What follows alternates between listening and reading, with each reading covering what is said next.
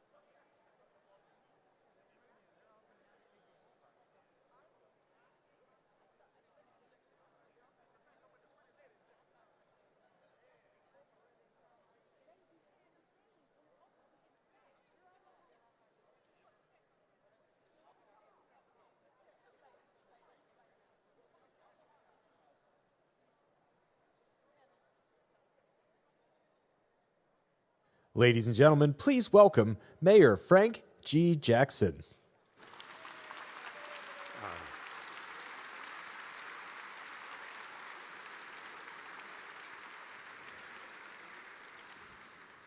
Well, good evening. Well, thank you. And how are you doing? Good, good. You know, I want to thank all of you for attending my State of the City address. And I want to let you know how much I appreciate it. Not only you who've come here today live, but those who'll be on social media and the radio, wherever it is that you're viewing or listening. I want to tell you how much I appreciate you taking the time to do that. Now, before I get started, I want to clarify a few things for you. Now, I know you've heard a lot about me and my family. Now, let me just be clear. My family is my family. All right? And I do not apologize to anyone about my family. All right? Now, I'm no different than you. No different than you. I don't live in a bubble. What affects you and your family affects me and my family. And just like you love yours, I love mine. All right? Now, as for me, I've been in this political game for a while now. And I believe it to be an honorable profession. And I've never lied to you and never will. Whatever power, authority, or influence I have gained, I've always used that to fulfill the purpose for which you sent me here. Not only is that my duty and my responsibility to you, but it is my right. It is my right because I won the process to get here. Now, I've paid my dues in this game, and I've put a lot of work in. And I've earned the right to speak to you tonight without anybody's filter and to say to you that I love this city.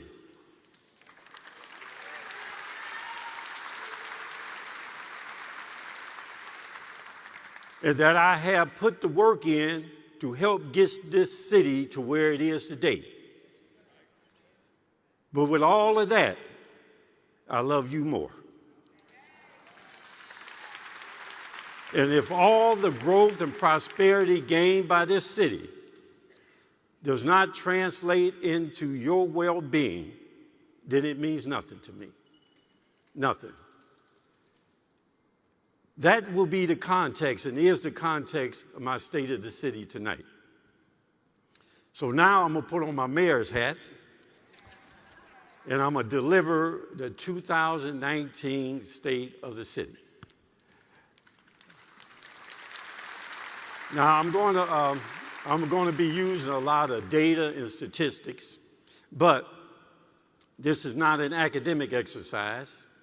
Remember, at bottom is all about people and the condition of people. So let's get started. Cleveland is a successful city, but it's not a great city. A great city is one where everyone shares in prosperity and quality of life. In other words, a city where we have equity and we have eliminated disparity. That the function of our economic, social, and political structures and systems will create equity and eliminate disparity. Now, some progress has been made, but we have more to do. And the decisions that we make will determine if we become a great city. Cleveland's economy is part of the region's economy. Now, looking at a broader regional economy gives us a context for Cleveland's economic strength. From a growth perspective, the city of Cleveland, or the Cleveland metropolitan area, is doing very well. Cleveland's regional economy is growing. And a way in which we can measure that growth is looking at gross domestic product. Gross domestic product is the total value of all finished goods and services produced by an economy during a specific period of time. Gross domestic product per capita measures the amount of production that the average person produces. Now, from 2001 to 2017, Greater Cleveland's inflation-adjusted gross domestic product of over $120 billion grew by 16%. And the gross domestic product per capita grew by 20% to over $58,000 a person, ranking us 42nd out of the nation's 384 regions. The gross domestic product from 2016 to 17, the growth rate for Greater Cleveland was 2.9, almost 3%, which is the best of the big cities in Ohio. Now, we're ahead of Boston at 2.8, Los Angeles at 2.8, Chicago 1.5, and New York at 1.3%. Greater Clevelanders are very productive. More productivity has meant more per capita income for Greater Clevelanders. The real per capita income is over $54,000. Taking into account the regional cost of living, this ranks us 27th out of 384 regions. The per capita income for Greater Clevelanders grew 2.5% over last year, ranking us 5th in the nation out of the largest 40 metropolitan areas, behind only New York, San Jose, San Francisco, and Denver. Where's Greater Cleveland's growth coming from? The core of Greater Cleveland's economy is in Cuyahoga County. It is responsible for over 75% of the regional economic output. Cuyahoga County has the 28th largest economy in the nation of over 3,100 counties as measured by gross domestic product. It is the largest economy in the state of Ohio. Just as the core of the region's economy is Cuyahoga County, the core of the county's economy is the city of Cleveland. The region's economic strength is centered in the city of Cleveland.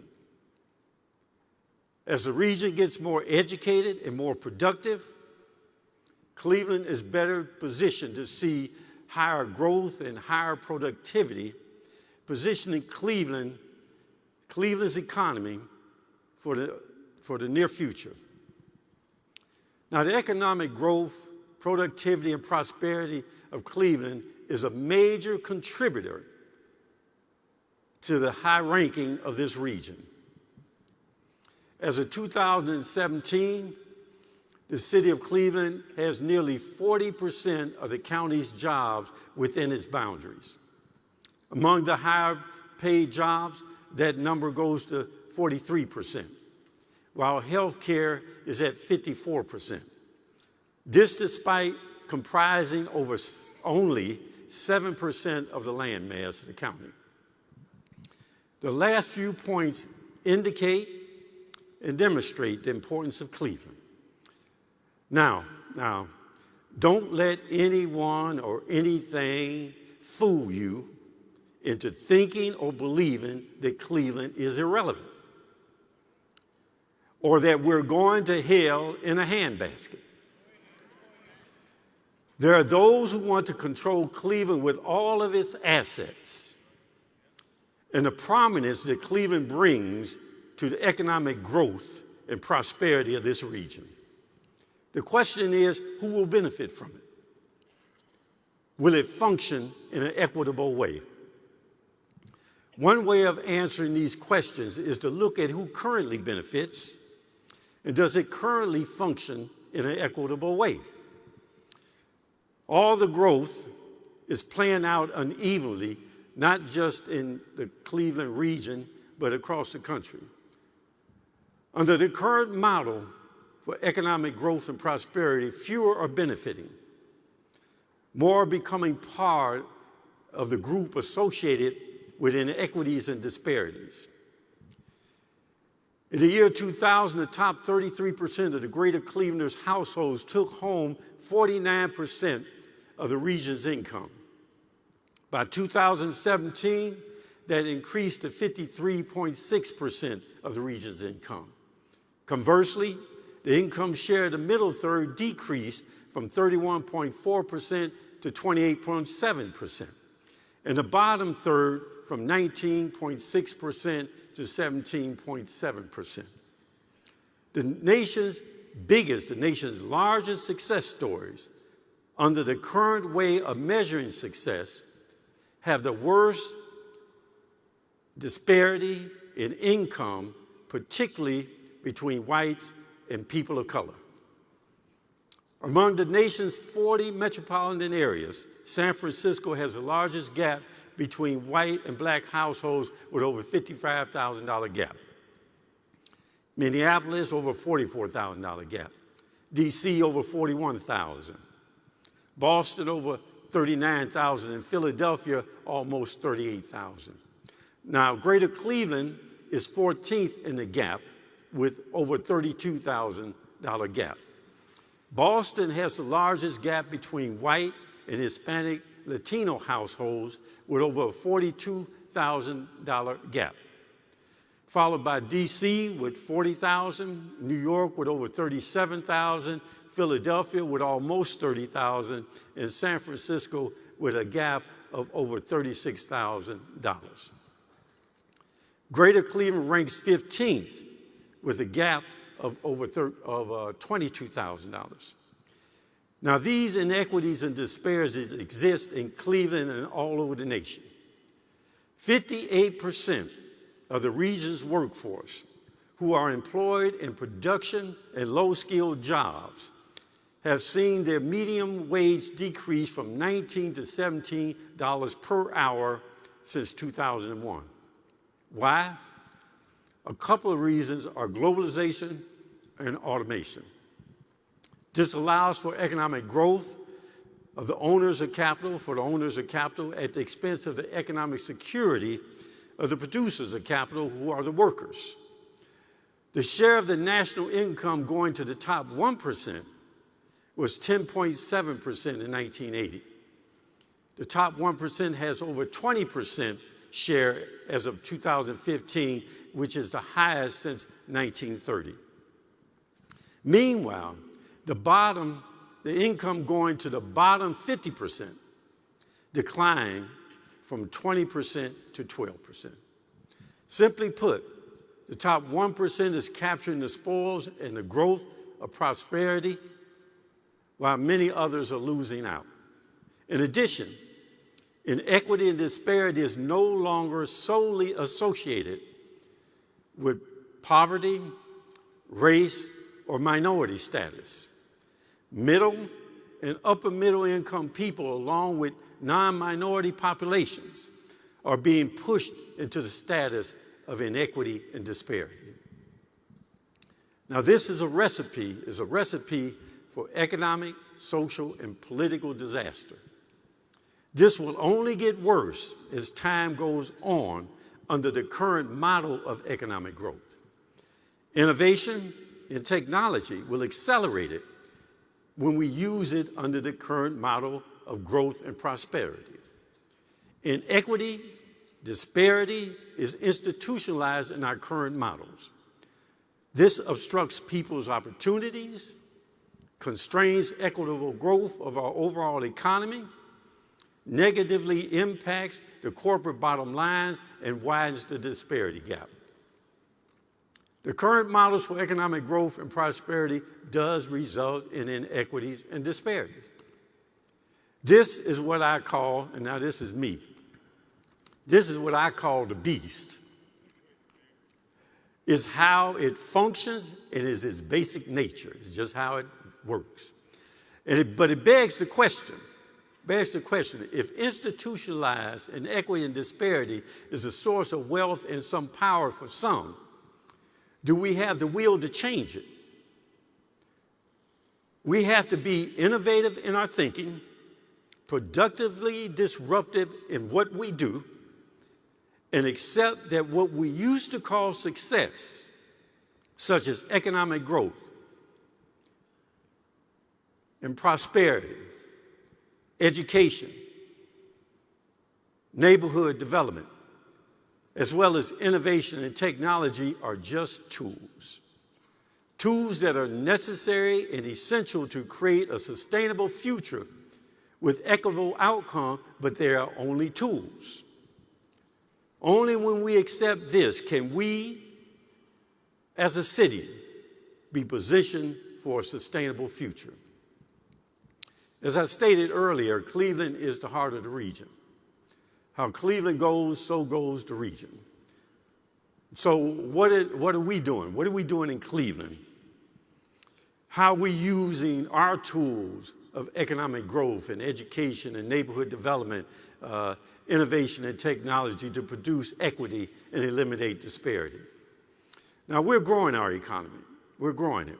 My administration has invested $436 million in over 1,100 economic development projects, which has leveraged over $4.1 billion of investments in our neighborhoods and in our business district over the last 12 years. This does not take into account the economic development projects where the city has no direct investment. The city's investments have created over 23,000 jobs and retained nearly 16,000 jobs. We have cleared, cleaned, and repurposed 143 acres of vacant and contaminated properties and demolished over 10,000 structures in preparation for additional development opportunities. Our Economic Development Department invested over $4 million in small and medium-sized retail, manufacturing, service, and technology businesses. leveraging over $20 million of investments, creating over 500 jobs, and retaining over 700. Now, we have invested in retail corridors, helped to stabilize commercial districts, improve the quality of life while retaining and creating jobs. Our healthcare sector is our largest growing sector, which includes the health tech corridor, resulting in hundreds of millions of dollars of development activity, such as the Cleveland Clinic, Case Western Reserve Medical School, Case Western Reserve Dental School, University Hospital, Rainbows and Children's Hospital, the future home of the Cleveland Foundation, and many, many, many more other projects. Now, how does the city use this economic growth and investment as a tool to ensure equity and reduce disparity? One way is through our Office of Equal Opportunity. OEO completed a 10-year assessment of the Cleveland residency law, what we call the Fannie Lewis Law. The report conducted that between a short period of time, 2013 and 17, over $232 million was paid to Cleveland residents who worked on public sector improvement projects. Our resident employment law has been successful in helping to create equity and eliminate disparity in the building trades and in construction. It, however, was challenged, and the decision by the Ohio Supreme Court said that our successful law could not be enforced based on state legislation that prohibits us from using it. The state Supreme Court's ruling is a prime example of institutionalized inequity and disparity. And as a result, it will result in increase in inequity and widening of the disparity gap. The thousands of hours, work hours, and the hundreds of millions of dollars are now put at risk just to protect the interests of a few. Again, it's me. It is what I call the beast. It is how it functions, and it's its nature. It's just what it is what it is. Community benefits agreement is another tool to help build equity and eliminate disparity. Broader participation in construction contracts have occurred because of the community benefits agreements. Now, just in 2018, the public sector invested in 2008, the public sector's investments of 116 OEO evaluated projects where we had certified contractors looked at and evaluated. The value of that was $168 million. Approximately $106 million was awarded to firms in the construction category, $40 million in the professional service area, and about $23 million in goods and services. Greater expansion of the community benefits effort to supplier and procurement side of our economy will significantly improve this tool. Procuring and spending locally sustains our economy. To assist in that effort, the city is working with various agencies and organizations to build the capacity of small businesses, helping them to be ready for the opportunities that we will create. The Self-Help Procurement Initiative focuses on taking a portion of the billions of dollars of procurement of the public and private sector to be redirected into our local economy. This will help sustain local businesses, create jobs, sustain jobs, and provide opportunities for local business development. The Residency Employment Law, community benefits, and the Self-Help Initiative are critical tools in order for us to create equity, eliminate disparity throughout the city of Cleveland, as well as create a pathway for sustainable growth and prosperity for this region. The city of Cleveland's effort in the Opportunity Corridor is centered on leveraging the $330 million capital investment in infrastructure to spark revitalization and redevelopment of neighborhoods surrounding the Opportunity Corridor by consolidating and remediating properties so that they are positioned for development in areas of the city that have traditionally seen significant disinvestment. We have made investments all over the city, strategic investments in stable neighborhoods, trending neighborhoods, neighborhoods that are in transition, and distressed neighborhoods. These investments are based on need, market, and a focus on growing, maintaining, and producing quality of life through equitable investment and equitable services. In 2014, we initiated a systematic approach for public investment in the reconstruction of the city's streets, focusing on the worst first. In 2019, we invested a total of $37.4 million in residential street resurfacing, mains, and secondary roadways, resulting in the completion of 215 projects. The work done this year brings us to a total of $65 million invested in residential street resurfacing and an additional $233 million invested in the city mains and secondary roadways since 2014. We're continuing to invest in our recreation centers, our parks, and our playgrounds. This year, we're allocating millions of dollars to make critical mechanical and electrical system upgrades, to construct a new JFK Recreation Center, making improvements to roofs and exteriors at Stella Wash, Hamilton, Sterling, Zone, and Gunning Recreation Center. We're building a new skating rink at Halloran. In addition, we're allocating resources to reconstruct and renovate city parks, baseball fields, tennis and basketball courts, and purchase new playground equipment.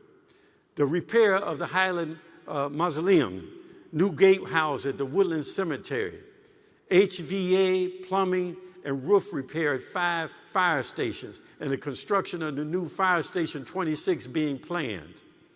We're investing in repairs at our EMS headquarters, designing a new stable for the police mounted unit, creating a safety town, a miniature replica of an actual town that teaches children lessons about fire, pedestrian safety, traffic, guns, poison, and drugs. The city's division of neighborhood service is focused on providing direct service to all of our residents, providing assistance to seniors to repair homes, roofs, porches, and other repairs. Our Repair Home program maintains and repairs homes in neighborhoods throughout the city of Cleveland. We're committed to the remediation of lead by working with the Lead Safe Cleveland Coalition. The Community Engagement Healthy Homes Initiative deploys community engagement specialists in neighborhoods to improve the quality of life of residents, the city's housing stock, and to administer a paint program. The city is conducting a comprehensive property tax study to encourage equitable development across the city and to keep long-term homeowners in their homes as appraisal values increase so that the cost of home ownership does not force them out of their homes. The Neighborhood Transformation Initiative is focused on distressed neighborhoods to create wealth and increase market value. In the neighborhoods of Glenville, Clark Fulton, Buckeye Woodland, and along the East 79th Street corridor. All these programs and others are designed to support stable neighborhoods, maintain the momentum of trending neighborhoods, stop the decline of transitioning neighborhoods, and to rebuild our distressed neighborhoods. Now, education. Education is critical and essential as a tool to create equity and eliminate disparity. Research shows that closing the educational achievement gap can be one of the most beneficial strategies for economic gain, social gain, and individual gains. We continue to improve on how we educate our children. Our Pre-for-Cleve is in its 5th year and has created high-quality preschool programs and increased enrollment in preschools. The Cleveland Plan is a blueprint for educational reform and is designed to increase the number of high-performing schools within the city of Cleveland. While there is much more to be done, we are seeing some tangible positive results. The graduation rate of all CMSD students increased by 26% since 2012 to put us at over 78% graduation rate. African American students increased by 4.6 points over last school year to be at 79.8%. And the rate for Hispanic students increased 2.7 points over last year, putting us at 77%. Now, CMSD students continue to close the achievement gap. 85.3% of the third graders were promoted to the 4th grade this year, having met the 3rd grade reading guarantee. The Higher Education Compact is another one. A Higher Education Compact was formed in 2010 and works to prepare our young people for college. Specifically, the compact focuses on academic preparedness, going to college or gaining some form of post-high school credentialing, and enhancing the completion rate of our college-bound students. Say Yes to Education Cleveland is the right initiative at the right time. Say Yes to Education is 2 purposes. First is to provide support to individuals and their family where there are barriers to education, and second, to raise money for scholarships. Our community has raised over $90 million towards a total goal of $125 million so far.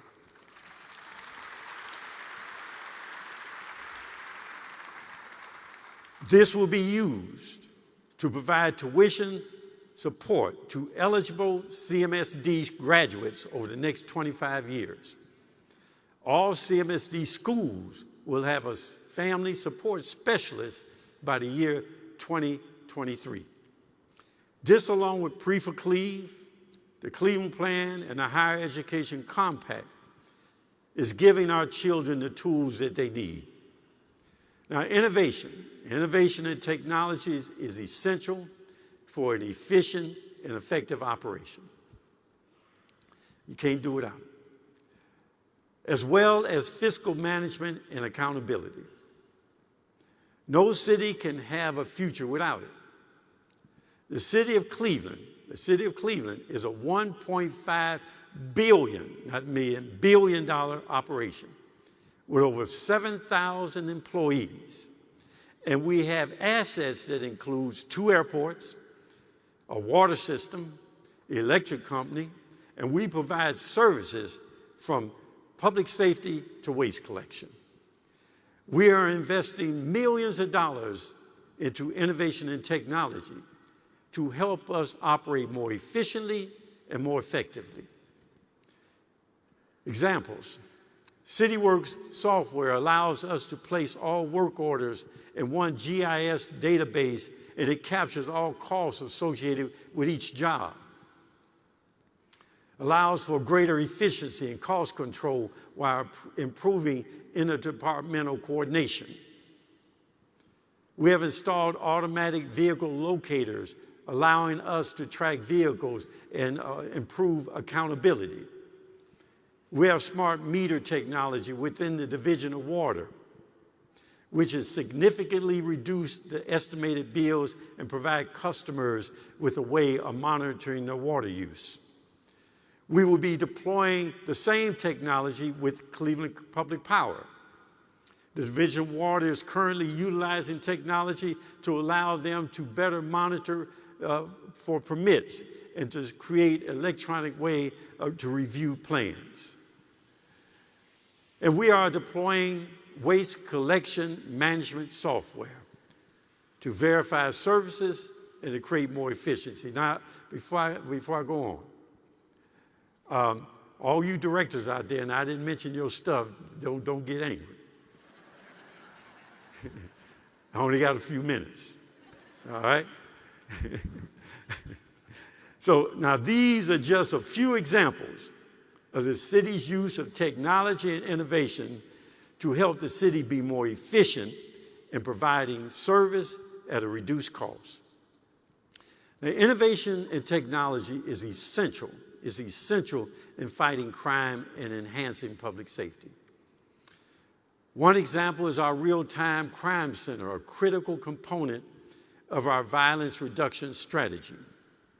The Real-Time Crime Center provides timely intelligence and information to investigators and other responders.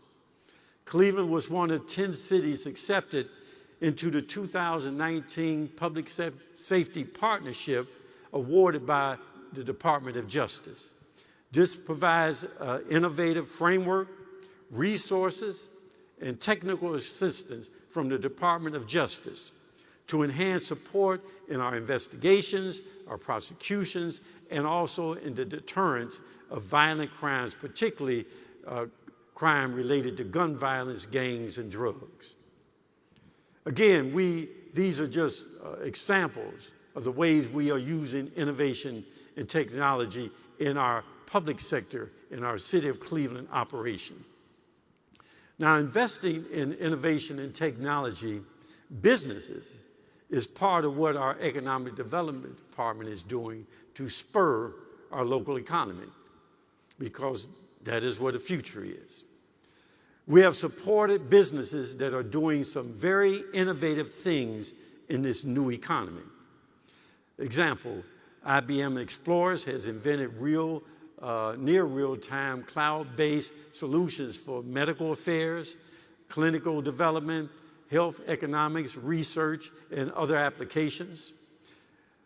Abeona is a fully integrated gene and therapy company at the forefront of a rapidly advancing field in genetic medicine. Cleveland Heart Lab Quest Diagnostic is bringing biomarker technologies to market that are predictive of cardiovascular risk. And they have expansive global intellectual property portfolio that includes over 50 issued and pending patents. Convello is developing regenerative therapy for MS patients. Again, these are just a few examples. Now, technology and innovation can assist to create equity and eliminate disparity for all of us. Or it can accelerate inequity and disparity. It all depends on how you use the tool. Technology is changing the way that the public and private sector works.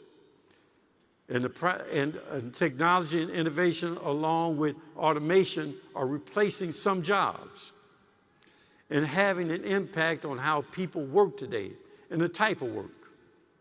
And Cleveland's workforce is changing as a result. There's an increased demand for employees in the technology and the healthcare areas, while fewer people will be employed in traditional manufacturing and production. We are providing targeted investments to companies that will grow and thrive in this new economy.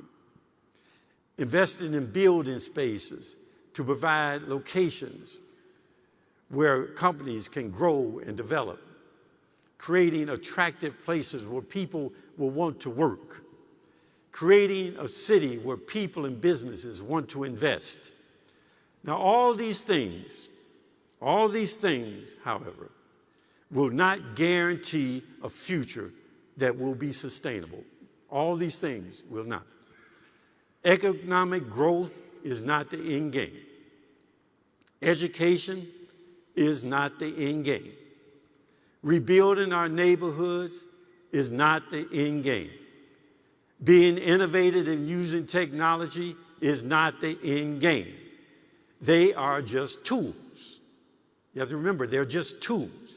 Now, they are necessary and essential tools that we have to have just to be able to compete for the future. But, again, they're not the end game. They're just tools. Now, we have celebrated these tools. Traditionally, we've celebrated these tools and have claimed success. But we have not been able to sustain that success. We will only be able to do that when we learn to use these necessary and essential tools to create equity and eliminate disparity. Without that, we will not have a great city, and we will fail. Now there's a lot of conversation going on these days about economic growth with inclusion. And I'm glad that people are having that conversation, because I and many others have been having the same conversation for a very long time. The good thing about the conversation that people are having now is that I no longer have to convince or argue or debate about the essentialness and the necessity of having inclusion, creating equity, and eliminating disparity in all areas as a key component of our future.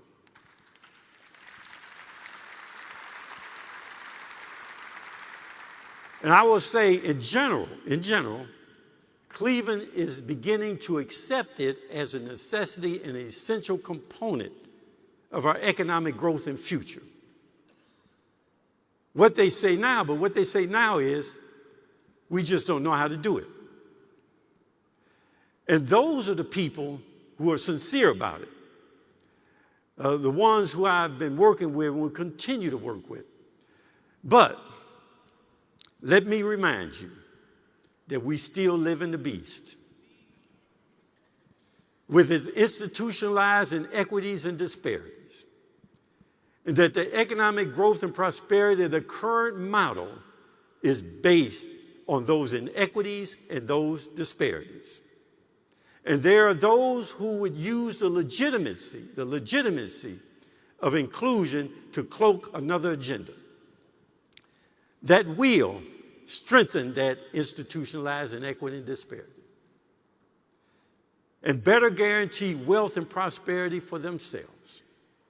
That, ladies and gentlemen, is what we need to be concerned about as a city. That is about our future.